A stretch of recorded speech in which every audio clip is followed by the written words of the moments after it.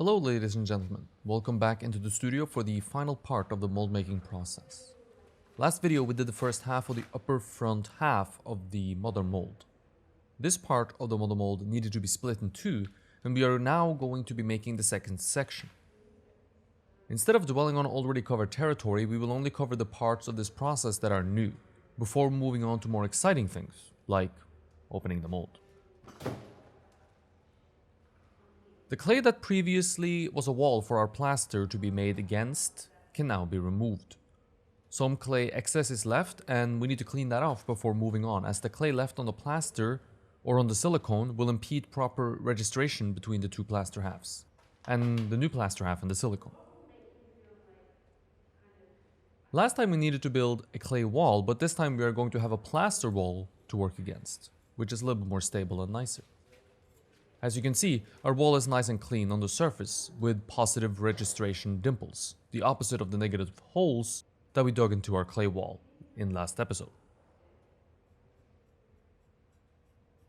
Plaster sticks to plaster really well, so in order to make separating the two plaster halves possible, we need some sort of release agent. My choice is the easily available petroleum jelly, also known as Vaseline. It is brushed all over where I'm going to be applying plaster, not on the silicone, but on the plaster, and will keep the fresh plaster from sticking to the old plaster. It's also a smart idea to brush a bit of Vaseline over the edge, on top of the wall, in case any new plaster makes it up there by mistake. It'll be much easier to remove and clean that way.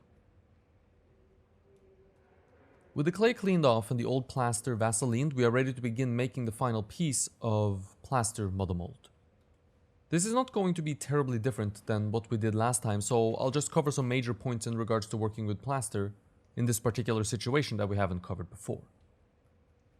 The most difficult area to get plaster into and the most likely area to catch air bubbles is the 90-degree turn between the plaster wall and the silicone. This is the area I attack first while the plaster is very fresh and flows well. I don't brush and scrub in order to deposit the plaster, as this might remove the Vaseline, but instead I dab the plaster on. I load my brush up with fresh plaster and then I kind of dab it on the surface. Because Vaseline is oil-based and plaster is water-based, there is a tendency for the plaster to separate and not cover the surface properly. This is best combated by letting the plaster sit up for a few seconds on the surface and then going over it again in order to provide proper coverage. The same problem will often occur on the silicone surface, and the same technique can be used to achieve proper coverage. Proper coverage for a splash coat like this just means that the plaster is thick enough to cover the yellow color of the silicone without appearing translucent. The exact thickness required to achieve this, I have to admit that I'm not entirely sure of. Once the splash coat is done, then 2 to 3 layers of burlap can be added. The burlap should extend up the wall but not all the way to the top of the wall. This lets the wall be as strong as it possibly can be without risking the burlap sticking out of the mold. Now, if some burlap makes it out of the mold, out of the plaster, it's not a terrible problem, as it can be burned off fairly easily with a lighter. Just like with the last wall, we must build up thickness in order for the wall to be able to take all the abuse that it will take during opening and closing. It needs to be tough. The thickness should be the same as the wall next to it, which is around a centimeter thick or perhaps a little bit more. It can sometimes be a little bit difficult to differentiate between the old wall and the new wall, as they're both white plaster. A trick you can use is to mark the edge of the old wall with a black marker or with charcoal so that you can see where it is while building the new wall. This can make things a little bit easier. I'm not doing it here, but it's a possibility. Let's take a quick second to talk about how you can support the channel. Subscribing and liking the video is of great help, of course, but if you would like to get something in return for your support, head over to my Patreon page. On Patreon, you can watch exclusive content like the Beginner's Guide to Figure Sculpture and the Portrait series, where I will show you everything you need to know about sculpting portraiture.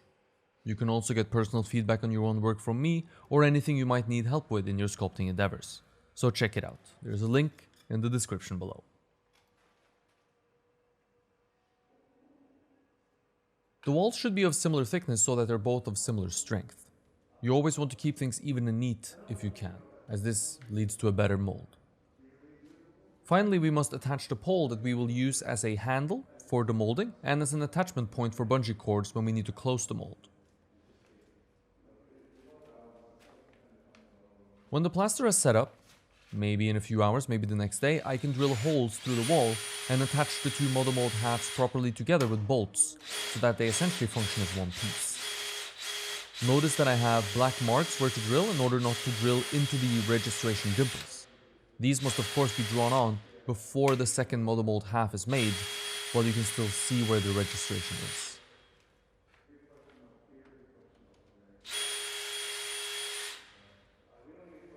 To make it easy and tool-free to take this apart and put it back together, I like to use wing nuts, which is essentially nuts with wings, which I can use my hands to tighten down, so I don't need a tool for it.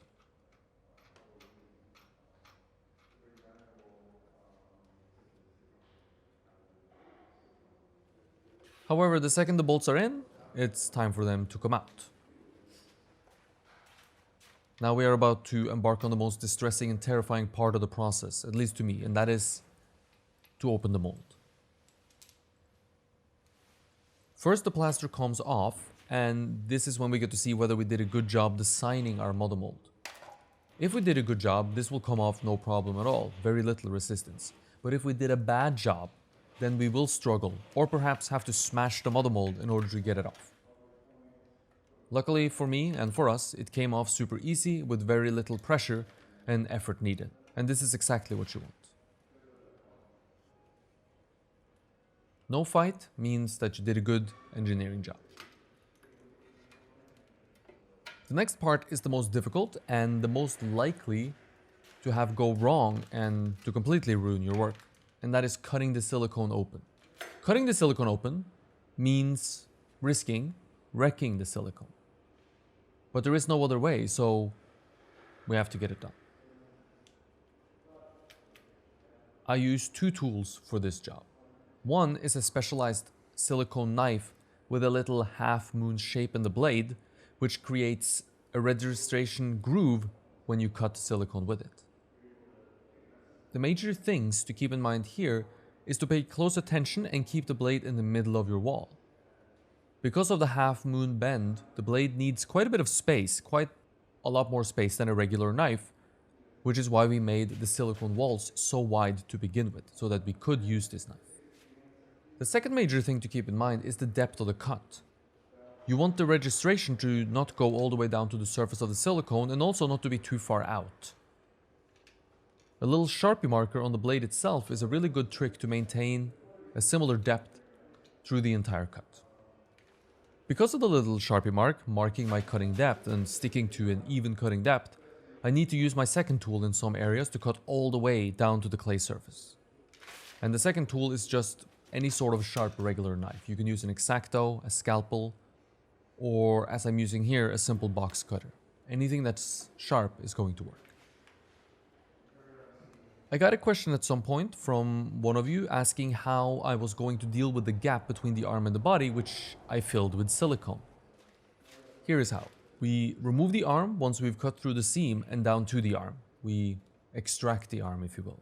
Here, inside our silicone, we will find the inside of the arm and the gap, or what used to be a gap, between the arm and the body, which is now filled with silicone, so it's solid silicone. Now we can simply cut straight through the silicone filled gap, down to the surface of the body. I attempt my best to make sure that the second cut on the inside of the arm happens in line with the first cut on the outside of the arm. This cut on the inside is made with a regular straight blade, as the cut creating the registration has already been made on the outside wall. And more registration here is, in my experience, a little bit overkill. We don't really need it. So a straight blade is going to be fine. The silicone comes off very easy once it's been cut free on the inside of the arm, of course. Before that, it's locked in. Sometimes, however, there are small areas that haven't been cut, so don't simply rip the silicone off with force once you think you cut everywhere you need to. Take care and go around the edge and make sure that the silicone has been cut all the way down to the surface of the clay, all the way around before taking it off. The second the silicone is off the sculpture, it is prone to becoming misshapen. The silicone, that is. The sculpture is obviously completely ruined already. This silicone, this mold, is the only thing that we have left of our finished sculpture. So we have to take great care of it so we can get a good casting out of our mold that properly represent the work that we did in clay. So to keep the silicone from losing its shape, I lay it down into the cradle of the model mold right as it comes off the sculpture. With the upper half released, it's time to deal with the lower half, or the legs. Now, the legs tend to be more challenging than the upper half. This is because we have to contend with the gap between the legs. In this case, there's actually a wall running along the inside of the legs. It's not a gap that's been filled with silicone, and we will have to cut through this wall. Unlike the inside of the arm, where we can cut pretty much anywhere and get away with it, here we cannot do that. There is great risk here of us missing the center of the wall on the inside of the leg, because we have to cut from the inside of the leg through to the outside. Once we've removed the leg from the silicone, we can get at the inside of the leg, and this cut must be done using feel, as there is no space to fit our knife between the two legs and make the cut from the outside. So in order to make this cut from the inside of the leg and go through the center of the wall along the inside of the leg, I have to use touch and feel, and a little bit of experience. The silicone wall is thicker at the wall, and so I can feel that from the inside of the leg. I can feel how thick or thin the silicone is by touching it. I can see it as well, because less light passes through this thick section of silicone, the wall that is. By touching the outside of the silicone skin where I want the knife to come through at the wall, I can kind of aim the knife at my own finger on the other side of the silicone skin, even though I'm cutting blindly essentially. And of course, I push very lightly and cut carefully so that I don't stab myself in the finger. This cut is made with the regular knife, with the box cutter knife, as it would be too difficult to make with the silicone knife with the registration bend in it. The danger here is that I cut myself, or that I miss the silicone wall and cut through the side of my silicone skin, creating a hole in my silicone where I don't want one. And a mistake such as this is pretty normal, and it does happen to a lot of people the first time they attempt to do this. And it's not that terrible. It's not the end of the world. You can glue silicone back together using something called silicone epoxy or silicone glue. Sometimes it can help to get the silicone off the sculpture entirely before making these final cuts, or at least some of these final cuts. This can help give you a slightly better or easier working position so that you can see what you're doing a little bit better. There is no way around it though. This part of the process, here at the very end, is the most difficult, the most dangerous, and the most likely one to mess up your carefully crafted mold with. So be careful.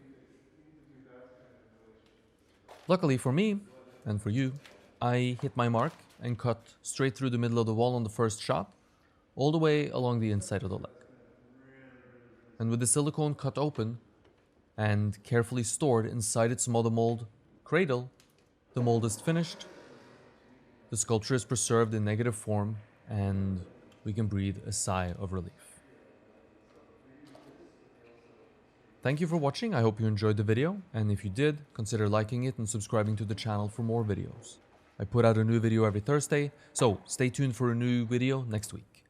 If you want to support the channel, visit the link to my Patreon page in the description below to learn how. Until then, stay creative, and I hope to see you in the next one.